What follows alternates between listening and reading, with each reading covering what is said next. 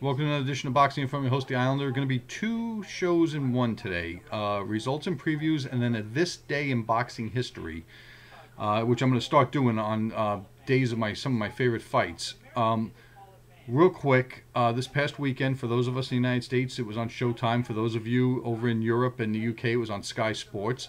The IBF and WBA heavyweight champion Anthony Joshua, otherwise known as AJ, we'll call him that, took on Wilder-Takam. And what's really nice about these fights with AJ is that they're on Saturday afternoons like they used to be when I was a kid. And my 12-year-old daughter has been interested in watching these ever since we watched AJ take on Klitschko at 5 in the afternoon Eastern Standard Time.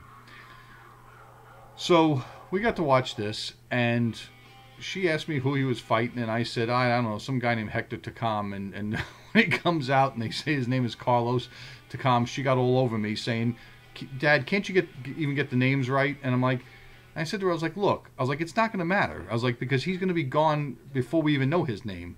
And I was terribly mistaken, as I should have stood by my video last week in my premonition that he was probably going to give Joshua some sort of test, which he did.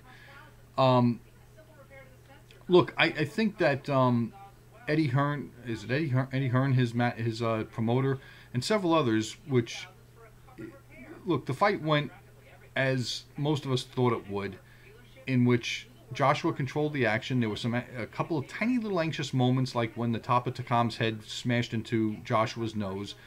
But for the most part, Joshua won just about every round of the fight, and basically was going to cruise to a decision. And I'm going to talk about the controversial ending with what we consider an early stoppage. And I agree with the Showtime guys, broadcasters, that it was a quick stoppage. And I'll explain what my theory is on why that was. But one of the things I'm going to tell you and what we could take from this fight is that Joshua, at least against a smaller fighter, plays very good defense. He's very good at blocking punches. And he's, in my opinion, far more athletic than he's given credit for. And good punch with both hands. He moves better than Deontay Wilder, and probably punches better with his left hand than Wilder does. I think that the force and velocity behind each punch, maybe Wilder has a slight edge. Wilder's chin hasn't been tested yet. And before we talk about Deontay Wilder, I want to just basically continue to sing the praises of Anthony Joshua, because even in fights in which a lot less is expected of his opponent, like Takam, he's showing marked improvement, whether it's in ring movement, or it's within positioning, or it's within the ability to basically get his elbows up to block punches and evade punches, which I thought in this fight he did a really good job of. All the damage that was done was with the top of Takam's head to his nose. Now, Takam did land some punches, and Takam showed a lot of savvy, which was marked by his Olympic and amateur pedigree. If the fight was signed, I believe, to be a regular fight between these two, or if they have a rematch, I think that Joshua's going to get rid of him quicker. The reason is I think taking the fight on 2 weeks' notice, or filling in on 2 weeks' notice, helped Takam more than it helped Joshua, in my opinion. Now, as the fight was progressing on, I kept thinking this is going to go to decision and break Joshua's knockout streak, which, hint, foreshadowing.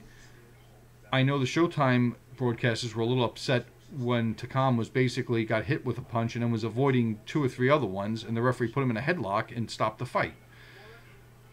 He wasn't going to win the fight, but the win for Takam was taking Joshua the distance, which I think, if anybody watched this on Showtime when they had the panel of people, Paulie Malignaggi alluded to that he believed that there was some sort of favoritism all the time amongst referees, where referees, may be impartial, but they, at their core, want one guy to win the fight. And in this case, I'll take his assertion one step further. I think the referee was going to do whatever he could to make sure that Joshua's knockout streak or stoppage streak wasn't broken, which is what the reason for the early stoppage was. Was he impartial? Yes.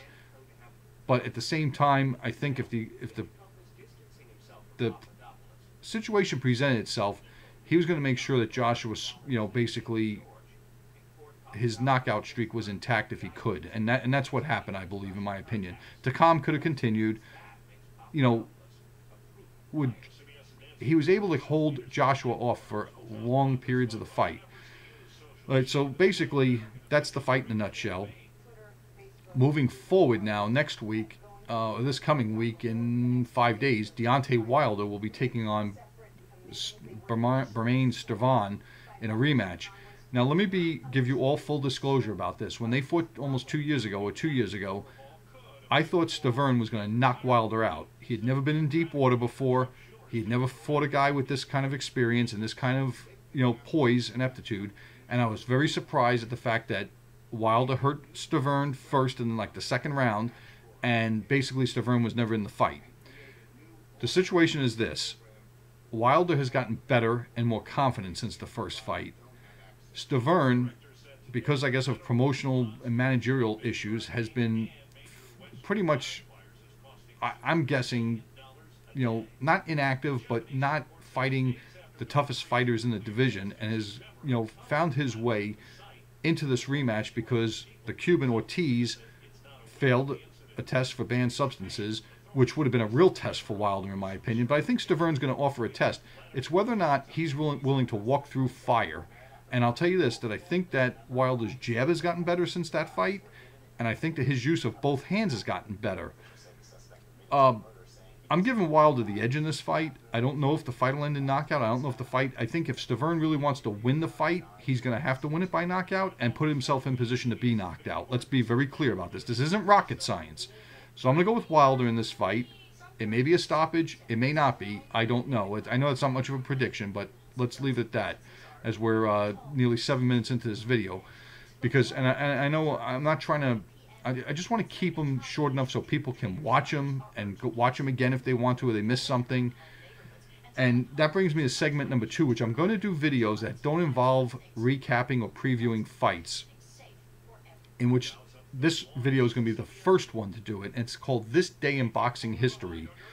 This Day in Boxing History, this is October 31st, 2017. 25 years ago this day, a fight, I believe it was on HBO, between, and it was basically set up as an elimination fight. It was in the heavyweight division. It was a WBC heavyweight title eliminator between Donovan Razor Ruddock and Lennox Lewis. And this was basically at Earl's Court Exhibition Hall in Kensington. It was on Halloween night, with the expectations that Razor Ruddock, who had been in twice with Mike Tyson and done very well, had come off a string of knockouts going into that fight against Michael Dokes and Bone Crusher Smith, was a slight favorite in that fight. And Lennox Lewis, coming out of the Olympics, had basically gone through the usual string of either washed up fighters or former champions that most go through, like he had stopped Terrell Biggs on the undercard of one of Holyfield's title defenses, I think against Smoke and Burke Cooper in Atlanta, in 3 rounds. He had fought former cruiserweight titleist Glenn McCrory, who he knocked out. Mike Weaver, the former WBA heavyweight champion, who hadn't been heavyweight champion for 9 years at this point. He knocked him out in 6 rounds. Ozzy Ocasio of Puerto Rico, the former cruiserweight titleist, he basically won an 8-round decision over him, which was kind of weird that he didn't get him out of there. But at that time, Lennox Lewis looked very crude and very almost in some senses amateurish in some of these fights. And Razor Ruddock was a slight betting favorite, I believe, here in the United States. Well, what unfolded was a blowout, because one of the things, and this is very critical to the heavyweight division now, since the Klitschko's have gotten on, since Lennox Lewis and Razor Ruddock and Riddick Bowe entered, the championship picture 25 years ago right now, there has been a dynamic and a pattern that needs to be addressed. And I've addressed this before, because the Klitschko's, especially Vladimir Klitschko, when he was standing eye to eye with somebody his own height or his own size, he kind of, I wouldn't say coward, but he basically did not want anything to do with being up close to those guys. Where Lennox Lewis and Riddick Bowe, when they were put in the ring, and Anthony Joshua, for that matter too, fits this same mold, in which they are put in the ring with a supergiant just like themselves, where they're eye to eye with them. Their mentality is, I'm going to get that guy out of here as fast as possible. Lennox Lewis proved that time and time again. It started in this fight 25 years ago today, in which he went right after Razor Ruddock and basically caught him with a right hand over his lazy jab, knocked him down twice in the first round. Knew he had him hurt, knocked him down once in the first round. Knew he had him hurt. Went right after him at the start of the second round and put him down twice in the first 30 seconds or 30 or 35 seconds of the round, and the fight was called off. Basically, it was a whitewash. And at that point in time, Lennox Lewis was made the mandatory challenger for Riddick Bowe's undisputed, or Evander Holyfield's undisputed title, because in 2 weeks from that day, which was today, on November 13th, or 12th, I don't know, 12th or 13th,